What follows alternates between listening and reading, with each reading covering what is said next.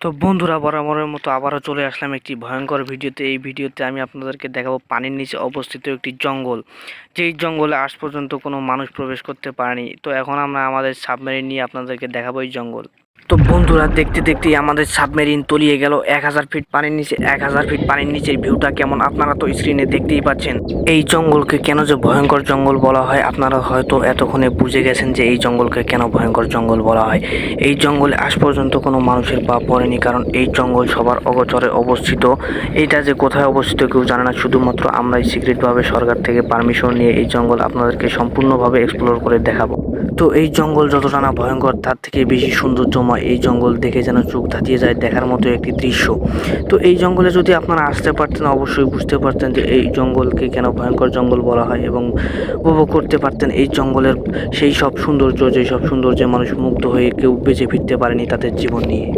তো আপনারা তো দেখতেই পাচ্ছেন এই জঙ্গল কীরকম শিকড় বাকড়ে ঘেরা। এই জঙ্গলে রয়েছে ভয়ঙ্কর সব বড় বড় কুমির, পিরানা মাছ এবং বড় বড় অ্যানাকোন্ডা, মানুষকে শার্ক। তাছাড়াও আরও বড় ভয়ঙ্কর বিষয় হচ্ছে এই জঙ্গলে রয়েছে জীবন্ত গাছ, যা মানুষকে দেখলেই শিকড় বাকড় দিয়ে, লতা পাতা দিয়ে পেঁচিয়ে ধরে মেরে ফেলে। এমনকি এই জঙ্গলে কোনো ডাইভার, কোনো ডুবুরি আজ পর্যন্ত তাদের জীবন নিয়ে বেঁচে ফিরতে পারেনি। এই জঙ্গলে পা দেওয়া তো সাধারণ মানুষের পক্ষে একেবারেই অসম্ভব। উপযুক্ত সরঞ্জাম ছাড়া এই জঙ্গল যেন একটা মরণ ফাঁদ। এই জঙ্গলের গলবদাতায় যে একবার হারিয়ে যায়, সে কখনোই বেঁচে ফিরতে পারে না।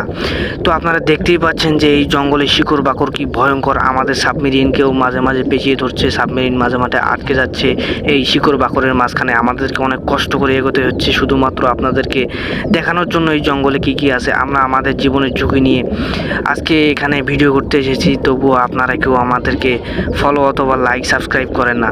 তো অবশ্যই আজ থেকে আপনারা আমার ভিডিওকে লাইক সাবস্ক্রাইব করবেন এই সমস্ত ভয়ঙ্কর ভয়ঙ্কর অভিযান দেখার জন্য। তো যাই হোক, আর কথা না বাড়িয়ে এই জঙ্গলটি আপনাদেরকে সম্পূর্ণভাবে এক্সপ্লোর করে দেখাবো আমি, মোহাম্মদ রাহাত খন্দকার। এই জঙ্গল যেন পানির নিচে একটা ভয়ঙ্কর শহরের মতো চারিদিকে ছড়িয়ে আছে ছোটোখাটো গাছপালা। এই জঙ্গলে শিকড় বাকড়ে পেঁচানো এক ভয়ঙ্কর গলবদাতা। এই জঙ্গলে মনে করা হয় এই জঙ্গলে ছিল এক কালো আত্মার বসবাস, আর এই কালো আত্মার বসবাসের কারণে এই জঙ্গল হয়ে উঠেছে মরণ ফাঁদ। তাছাড়াও এই জঙ্গলে রয়েছে লক্ষাধিক মাছ, যেগুলো বেশিরভাগে মানুষ খেকো। এই মাছগুলো মাংস খেকো হওয়ার একমাত্র কারণ হচ্ছে এই জঙ্গলে কোনো উপযুক্ত খাদ্য না পাওয়া। উপযুক্ত খাদ্যের অভাবে মাছগুলো মাংস খেতে বাধ্য হয়।